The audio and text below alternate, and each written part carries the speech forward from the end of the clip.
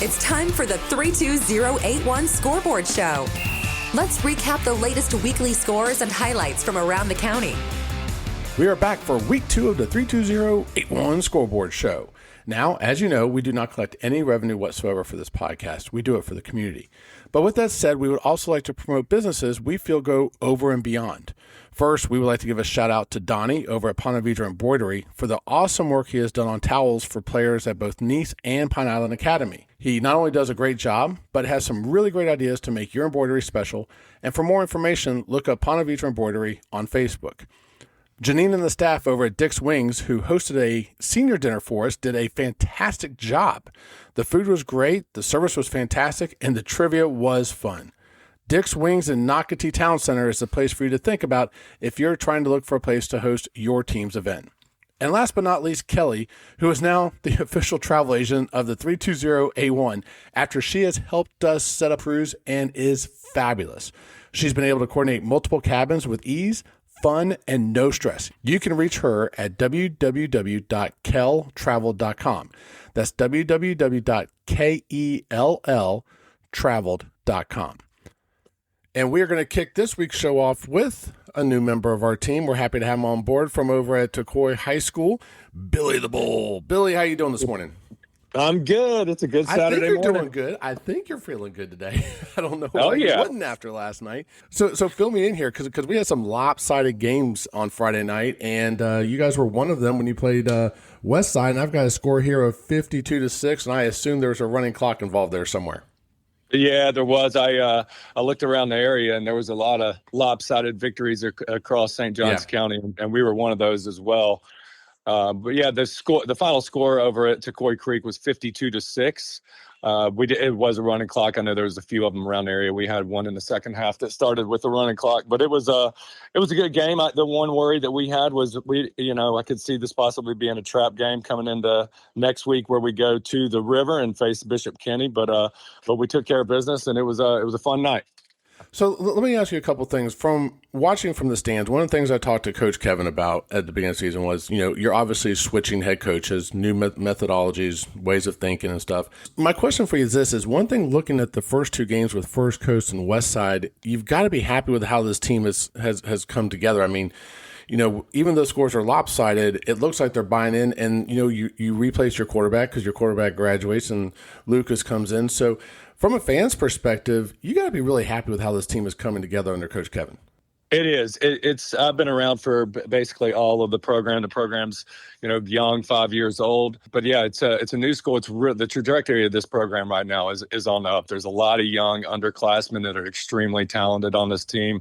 There's the seniors are leading that pack to make sure that they're doing the right things, and it's led to a 2-0 start to the season. So the last question I got for you is, you're going to take on Bishop Kenny next week at their field over downtown. And then you've got Clay, who's struggling a little bit, and Bartram, who lost to Ponte Vedra, and they're struggling a little bit. From your perspective, this looks like a pretty good schedule. Again, getting used to the new program, getting used to the new calls, the new plays, and you get to roll right into district play against Beachside in October. So it looks like this schedule is working out to the benefit of the Toros. Yeah, I mean, each week is next man up, and you gotta make sure that you're doing the things to get better each week, and that's what we've done in the first two games. Yesterday alone, last night, I mean, you brought up Lucas Whitworth. Lucas Whitworth went 6 for 11. He had 2 touchdowns through the 2 receivers that had touchdowns last week as well, Zach Lloyd and Brighton Baker. Lucas Whitworth also had a rushing touchdown, so he's really had 6 touchdowns in the first 2 games. The defense has had 6 points in 2 games. That's the unreal. defense it's a difference maker for this team right now and where this team can go this year. Javarius Rickerson came over from the basketball team. Great pickup for us. He had a pick 6, and he also had a kickoff return at the beginning of the second half that really turned this thing to where it started going a little bit faster. Carter Alvarez, he had an interception. He also came in and gave Lucas Whitworth a spell in the second half and had a rushing touchdown as well in the offense. But the defense is really something that's we're going to hang our hat on a lot to get the offense more possessions. That'll give us an opportunity to win against these district games, because these district teams they're top in the state. So that's what you want to do, though. You want to play those teams because that's the only way you're going to get better. Well, Billy, thanks for joining us this season on the 32081 Scoreboard Show. We appreciate it, and we look forward to talking to you next week and hopefully about a Toros win over Kenny. Perfect. We'll talk to you next week, Todd. Have a good one. Well, I had to tell all of you I was out fishing the other day, and I got this big old bite, and I was reeling in, fighting this sucker, and lo and behold, who was at the end of the line just waiting to talk about beachside football? It was Cuda Mike. How you doing, Cuda Mike? Good. How you doing today, Todd? I'm doing great. Now, I know you're doing good because I know there was a little bit of frustration over the loss down to Orlando Christian Prep and, with the drive and the rain and the lightning delays and everything. And then you guys come back and just dominate. I mean, dominate Inglewood. And what I mean by that is this wasn't a quarter or two. You guys actually came in and scored 21 in the first, 21 in the second, 7, and now you're probably in a running clock, 7 in the third, and then 15 in the fourth. Tell me about this total domination, man. And the defense didn't allow a point. Yeah, it was an exciting night. The offense came out, did a little bit of wildcat, threw the ball. We ran a lot. We had 7 different scorers out of the 65 points. Owen, our kicker, did a fabulous job. He put every kickoff into the end zone, and he finally kicked one to the 1-yard line to see if our kickoff team can make a tackle. And we did well on that at the 9-yard line. So Owen's going to be in Tulsa next year kicking for them, and he had a hell of a game. The defense was swarming. Andrew Cruz came off with a big kickoff, ran 97 yards. It was an exciting night, packed house. Kids were going wild. The sidelines were exciting. It was a great night. Now, this has got to be a big boost, especially after, the whole Orlando debacle and the travel and stuff like I mentioned. But now you're going to go to Menendez, who I think would be also, I see this as a win for Beachside. And then you come back and you're going to host Ponte Vedra. So it looks like as you guys roll into your district play against Ponte Vedra, this is a really good stepping stone for the team. Right. By the 4th game of the season, we should be rocking and rolling when we play PV. Next week, Pedro's going to be a tough team. We played them last year on a hurricane night, on a Wednesday night last year, and it was a pretty good night that night. We beat them like 42-0. But Ponte Vedra has our number, so we got to take one week at a time.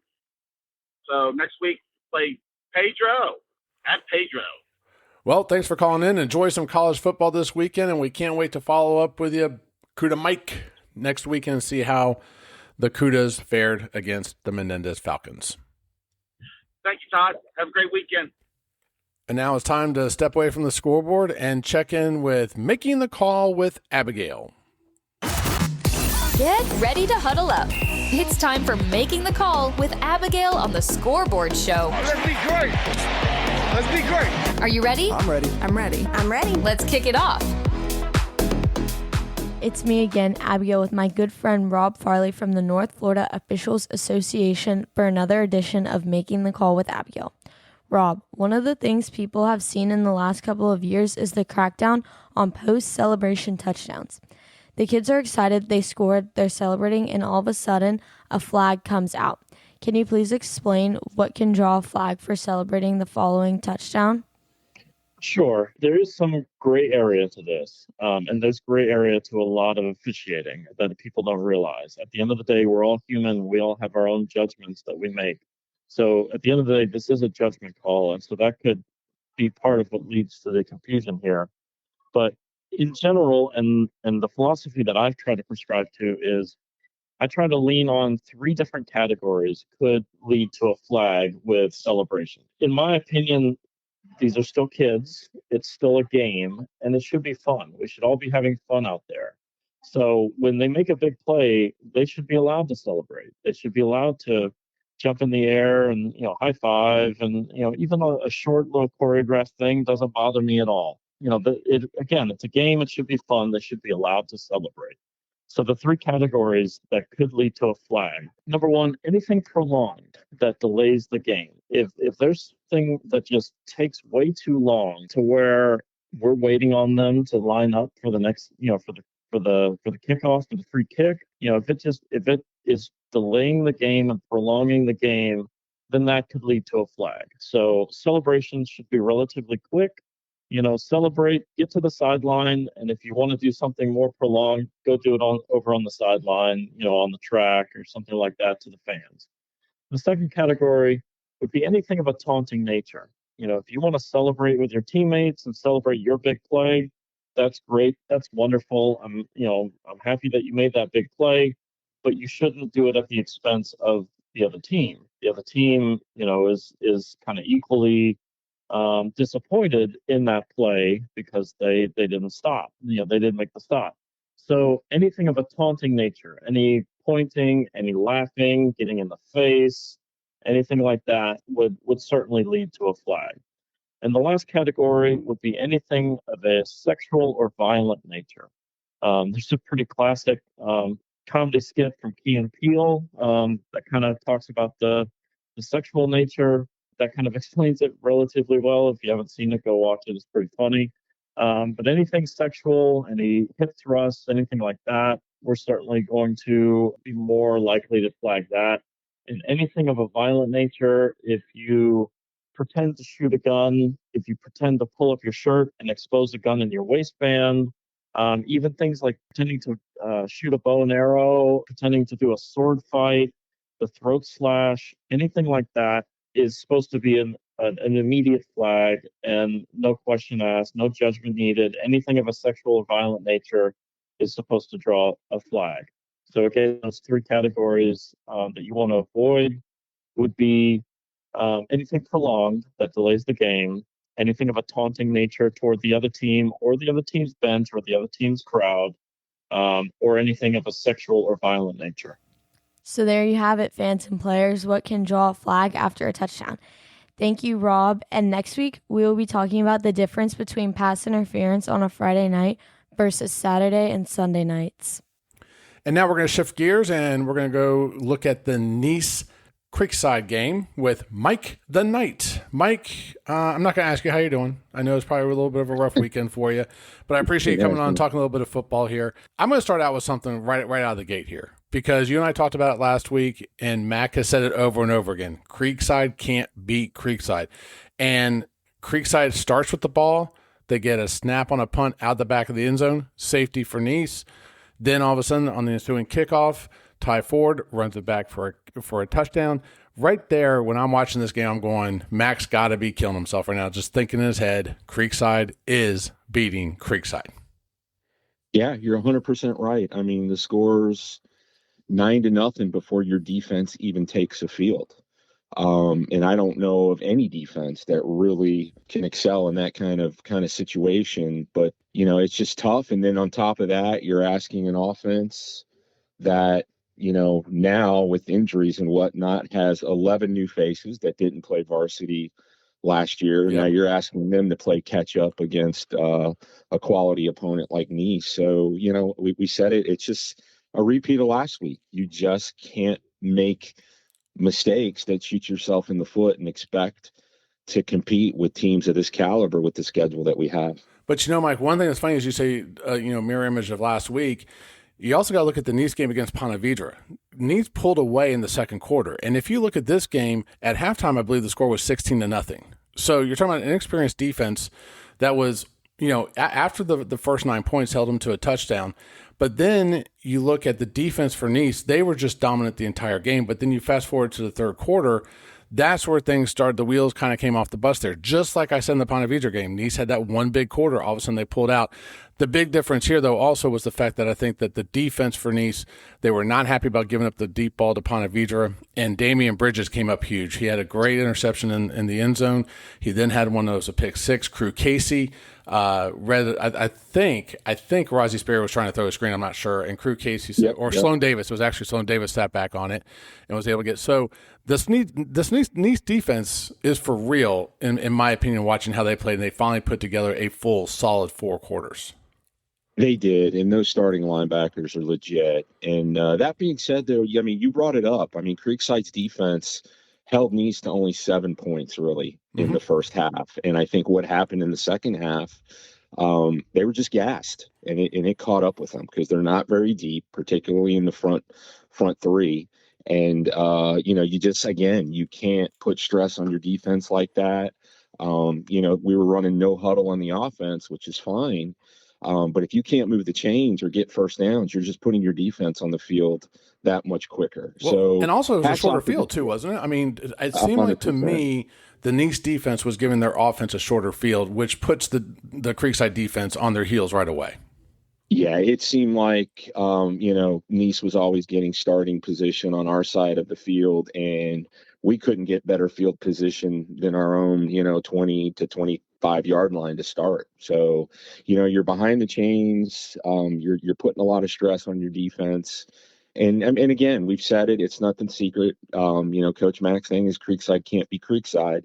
And, you just can't make that many mistakes. And I do think in the second half, Guerin, the wide receiver, number 9, started to have a few plays, because with the situation with the receiver now as it is with injuries, they really need somebody to step up and say, hey, I'm the guy that we can go to when we need that first down, when we need that touchdown.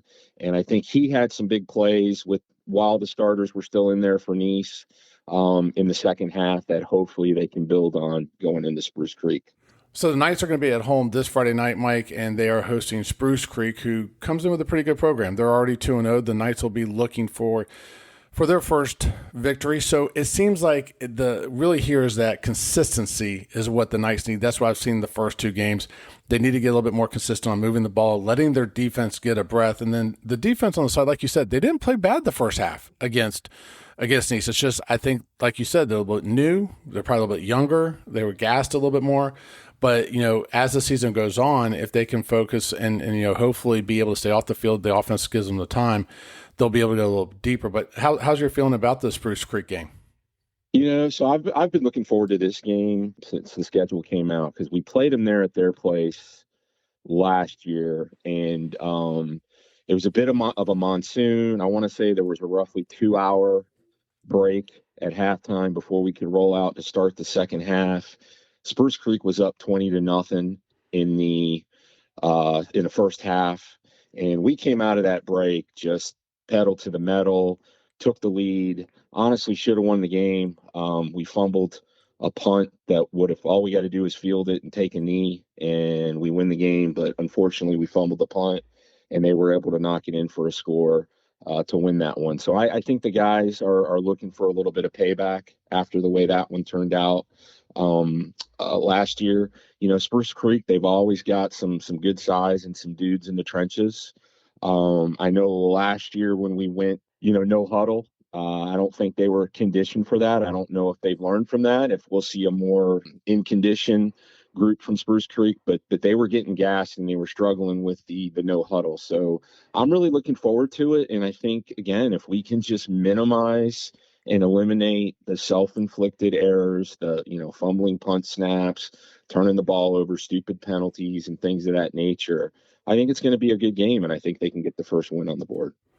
Well, thanks for the update, Mike, tonight, and I'm sure the Creekside Crazies will be out there this Friday night at 7 o'clock to watch the game and hopefully see the Knights get their first victory.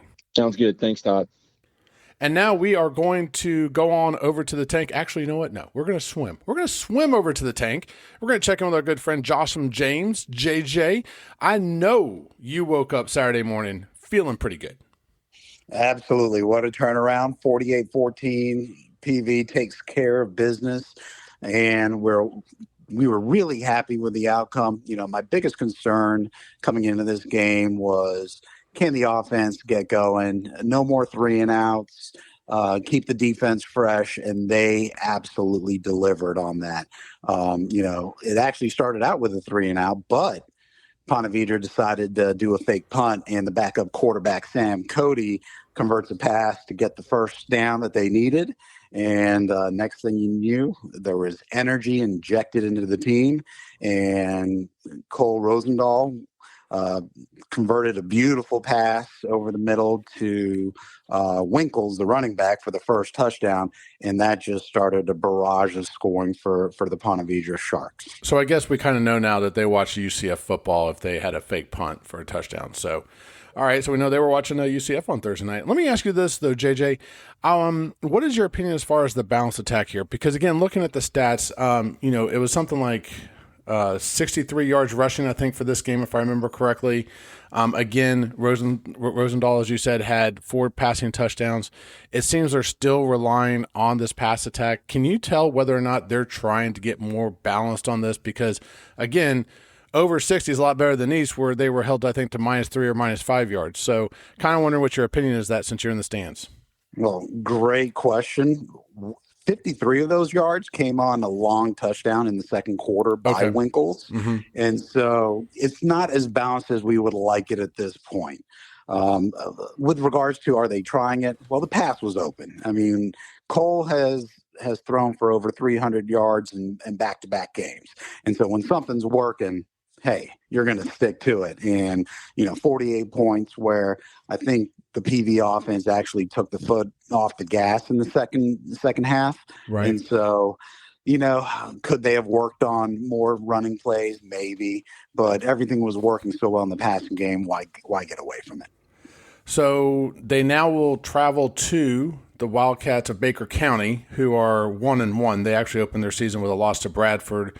They got blanked by them 24-0, and then they beat Chiefland last night 14-0. So we'll see how they fare this upcoming weekend. Again, JJ, thank you very much. Glad to see Ponte Vedra getting a win, and as always, you do a great job. We'll talk to you next week. Thank you, Todd. Appreciate it. Well, JJ's on the Ponte Vedra Beach sidelines, and now we're going to switch over and talk to Super Mario about how things were on Bartram. Super Mario, I got to ask you, this is 2 weeks in a row now. I know it's disappointing. I've talked to some of the players and everything, but it doesn't seem hope is lost here because, like you said, the Bears are always having their nose to the grind. So what really has to happen to right this ship, especially with a tough Ware County team coming to town? Hey, Todd. Hey, by the way, thanks for having me on. Really love the show. It wouldn't be a great show without you. Got to have you on, hey, so we appreciate having you here. Thanks much. Well, brother, it's a tough one starting out this way. Still have belief in the kids at that school. They are some hard-fighting kids. But we have a really, really tough one coming in. Ware County is one of the best in our area, South Georgia, North Florida area. They're one of the best teams from the trenches going to the backfield. Their quarterback is top notch. We're going to have a tough one coming in this week. So when you look at the schedule for you guys, where County's coming in, and no doubt it's going to be tough, like you said, but then you've got a Creekside and Orange Park teams that you're going to be playing, and then you kind of roll into that district play where Tocoi, Coach Kevin Dolan's got them on a roll, Draft's got Nease on a roll, you got St. Augustine, Buchholz. The back end of this schedule is not very friendly for the Bears. Looking at the schedule, I thought we would make up things on the front end because the back end of it is a brutal schedule. I thought we would probably come out, 2-3, 3-2, 4-1, somewhere up in there before we get into the district play. But I mean, it's been rough the last couple of weeks. Creekside is going to be a hard one. I mean, a hard one because we're so evenly matched. We having some struggles in the same area, so it's going to be evenly matched game. I have a lot of confidence in us. Looking forward. Orange Park, they're having some struggles too. They have a pretty young team going to St. Augustine.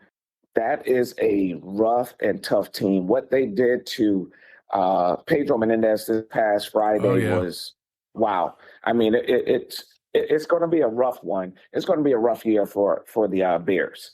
But no, here's the thing. One last thing I'll say this. I want to know if you agree or not. Yeah. Because you look at the schedule, and again, I know a lot of the kids on this team, and you're right. They're some of the toughest kids out there, and a lot of and that goes for all the St. Johns County teams here. I mean, all the kids are very tough, and we're starting to get noticed a little bit more, in my opinion. But here's the thing, though, is that Creekside started out 0-3 last year and ended up winning their district, if I remember correctly. And I talked to Mike about that. But all hope's not lost here. This ship can get righted. They can win some games. And don't forget, they ended their season last year on a very high note, even though they lost the game, put up some major points against Nease. So, again, like I said, all hope's not lost here. That's absolutely true. All trust and confidence in the kids. What we definitely have to do as the Bears, we definitely got to make adjustments. We cannot be a one-dimensional team. We got to look at all aspects of it. You got to be able to make those hard decisions and make them early. Yeah. And then say that we going to stay with one thing. No, because once that team, they have game film also. Once they have picked up on what our scheme is for that game, we got to be able to make adjustments on the fly. Yep. Well, Super Mario, we appreciate you. Thank you for being on the show, and we look forward. Hopefully, we'll have something positive to talk to you about with the Bears in their game against Ware County this Friday night at 7 o'clock over at Bartram Trail. Oh, yes. Oh, yes. And once again, thanks a million. Let's go Bears. I think and trust that we're going to pull this thing out this year. Well, that's a wrap for week 2. So once again, let's recap the scores and what the schedule holds for this Friday night. First, both Nease and Ponte Vedra win both their games in the Battle of US 1. East beat West. We have Nease taking the game over Creekside 50-8.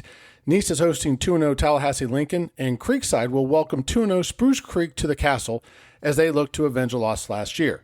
Ponte Vedra over Bartram 48-14. The Sharks will travel to 101 Baker County, and the Bears will host Ware County, who is coming in with a 3-0 record.